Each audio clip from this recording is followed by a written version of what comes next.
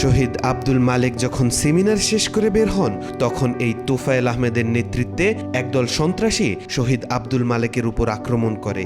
Racecourse ময়দানে শহীদ আব্দুল মালেক ভাইকে লাঠি, হকস্টিক এবং ইট দিয়ে মাথা থেতলে দেয় হাসানুল হক ইনু, রাশেদ খান মেনন ও তোফায়েল আহমেদ সহ একদল নেতারা। তারা শহীদ আব্দুল মালেককে মৃত ভেবে ফেলে যাওয়ার পর অন্য সাথীরা খবর শুনে দৌড়ে আসে।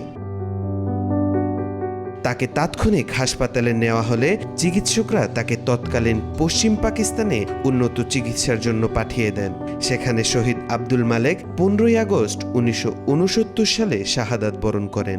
তারা শহীদ মালেককে শেষ করার মাধ্যমে ইসলামী শিক্ষা ব্যবস্থাকে ধ্বংস করতে চেয়েছিল। এমন হাজারো মেধাবী আব্দুল মালেক হত্যার পেছনে লুকিয়েছিলেন এই তোফায়েল গংয়ের মতো সন্ত্রাসীরা। এই তোফায়েল অনেকের গুরু, অনেকের আদর্শ